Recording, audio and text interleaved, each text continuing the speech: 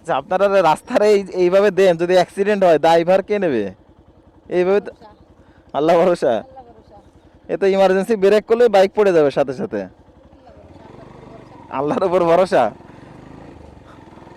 ওনারা আল্লাহর উপর ভরসা করে আমাদেরকে বিপদে ফেলাবে, দেখছে অবস্থা। এই রাস্তার মধ্যে এই যে ওই অসল্লিগুলা, এই যে কি যে বিরক্ত লাগে। এটা আসলে কিন্তু রিস্ক, এটা একদমই ঠিক না।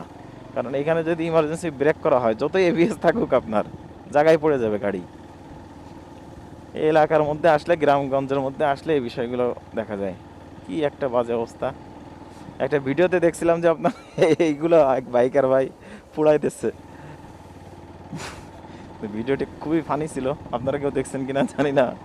তো আমার মনে হচ্ছিল একদম উচিত কাজ হয়েছে, কারণ আসলে এইগুলা পোড়াই দেওয়াই উচিত। সব না, অল্প পোড়াই দিয়ে ওদেরকে ভয় দেখানো উচিত যে এইভাবে রাস্তার মধ্যে দখল করা ঠিক না। এটা বাইকারদের জন্য খুবই ক্ষতি।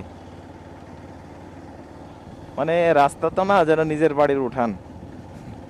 আরে কেন, বলারও কেউ নাই, কে কি বলবে, নিজেদের মতো করে ব্যবহার করতেছে।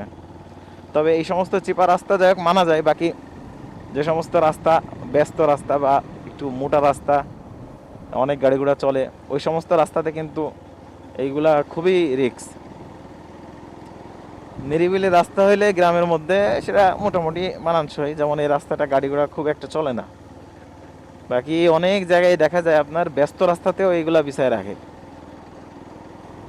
অনেক দুর্ঘটনার ঘটনাও শোনা যায়।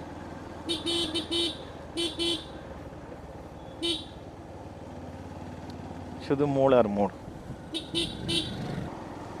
তো আপনাদের মধ্যে কি কেউ কখনো এই ধরনের বিপদের সম্মুখীন হয়েছেন, এই যে রাস্তায় যে খড়কুটা ফেলায় রাখে? আমি অবশ্য কোনো বিপদে পড়ি নাই, বাকি ভয় লাগে আর কি। খুব ব্যস্ত সময় যখন খুব দ্রুত চালানো হয়, ইমার্জেন্সি যদি কখনো ব্রেক করা হয়, তাহলে জায়গায় গাড়ি পড়ে যাবে। এগুলা একদমই ঠিক না, অনুচিত কাজ। এগুলো নিরুৎসাহিত করা উচিত। এই দেখেন অবস্থা কি, পুরা রাস্তা জুড়ে।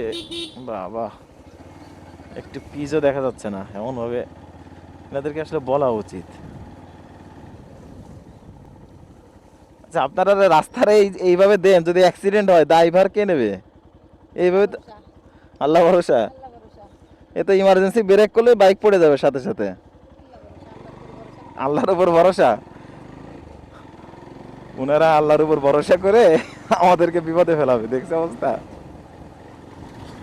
যাক, বললাম আর কি, একটু বলা উচিত, ভালোভাবে বলছি।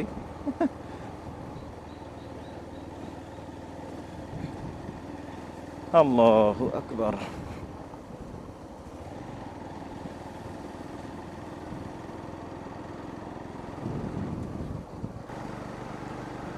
তো ভিডিওটি দেখার জন্য আপনাদেরকে অসংখ্য ধন্যবাদ। ভালো থাকবেন সবাই। আসসালামু আলাইকুম।